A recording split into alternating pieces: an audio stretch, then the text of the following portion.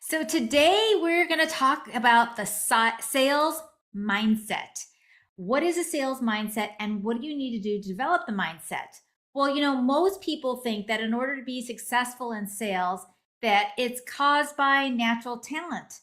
This is not always the case, right? Because sometimes while you can be born with some innate qualities in order to sell, such as your charisma, right? I'm sure you're all fun to be around.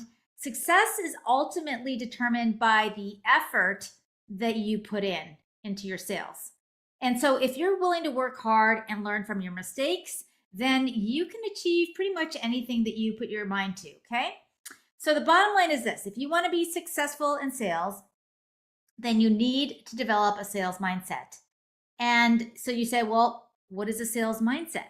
And so I'm going to give you a few little tips here that are going to help you determine what kind of things you need to do to have a sales mindset.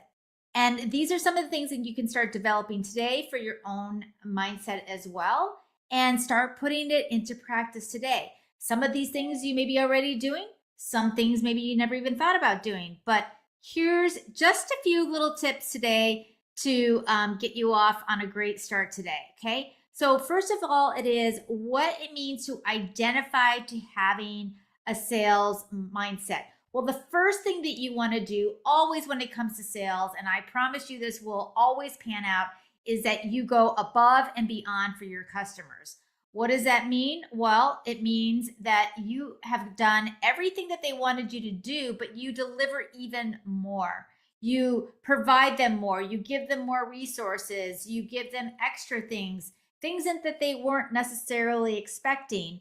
Or if you're having conversations with people and they tell you that they're struggling with something in particular that you may not have actually that you offer, you actually give them the advice to somebody else that may be able to offer them as well. I'm telling you, this sharing and help with other people always pans out so well with your conversations with people. So, like I said, going above and beyond is going to be something that is going to always come back to you tenfold when you have that kind of mentality in sales. The next thing, and oh my gosh, I can't even tell you how this one is really hits home for me, is take care of the situation when things don't go as planned. Now, you're going to have your customers reach out to you and tell you when things aren't going right, and they may be frustrated. And but the key to remember is with this is if they're frustrated and you're not listening and you're not following through and you're not doing the things that they want you to do, you're going to lose them. Okay? So you need to be able to show that when your people are reaching out to you and they're complaining or they are not getting something done the way that they think that they want something done, then you need to listen. You're the business owner. You're the one who's leading the pack.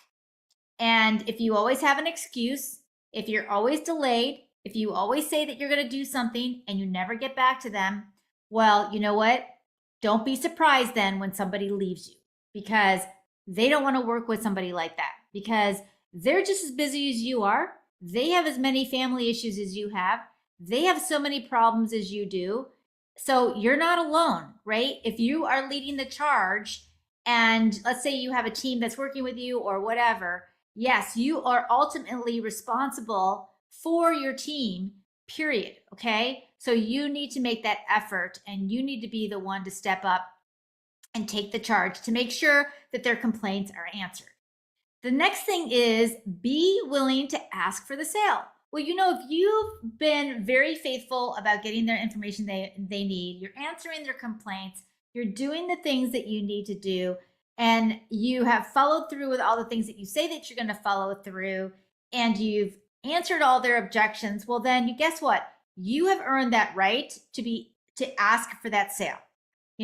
Ask them what they need and you provide it for them. You absolutely have earned that right to now ask them for the sale. Ask them for the business. Don't be afraid of doing that, right? The worst thing that can happen if somebody doesn't want to do business with you is they can do what? They can say no. And so what? If they say no, guess what? There's somebody else out there that wants to do business with you. So don't worry about that and move on. The next thing that you can do for your sales mindset is a big one, and that's practice empathy, right? Because if you don't have any empathy for the people that you work with, then don't expect for them to want to be working with you. They want to be able to know that you are listening to them, you're hearing them. And even if you disagree with them, remember the customer is always right. So if you can understand their problems, maybe you can actually help them by experiencing, what they're going through, and maybe understand like some of the issues that they have been dealing with, and say, gosh, I know how you're dealing with, because I had to deal with that in my past. I had to deal with an alien parent. I had to deal with childcare situations, right? So understand that empathy is a really big part of the sales mindset. And if you're wanting to sell something to somebody, then you need to understand that their problems are real and they do have real things, and not just because they say they have an issue. Sometimes it's not that they're trying to make an excuse or trying to like not do business with you. It may be that they really do have an issue. And so you need to be really empathetic towards that and answer their questions. Okay. And finally, you want to be able to look for opportunities everywhere.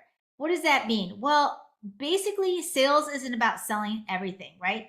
It's about helping others with their problems so that everyone wins in the end. And what do I mean by that? It goes back to that thing where I was telling you, if you know that somebody has a problem and you are unable to help them, well, then you find a way to help them. You find a friend. I can't tell you how many times I wasn't able to provide a service for somebody, but I knew somebody that could, and I referred them. And it wasn't because I made a referral fee, because I've never made a referral fee from anybody that I've sent anybody to. And they started doing business together and they did a phenomenal job together, right? So it's just a matter of connecting people together to do business together.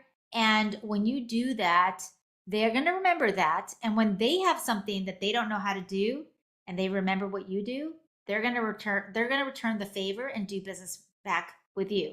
So remember these tips when you're trying to improve your mindset, and this is going to help you get started on your own sales oriented mentality and journey. And remember, do whatever it takes and make sure that your customers and your clients are happy, because when you do that, they will come back for more. So I hope these tips helped you today. And I have a new guide of how to sell anything online, and it's absolutely free. So if you would like a copy of that, put guide in the comments below, share it like this, share it with your friends, and follow for more. I will see you all, guys.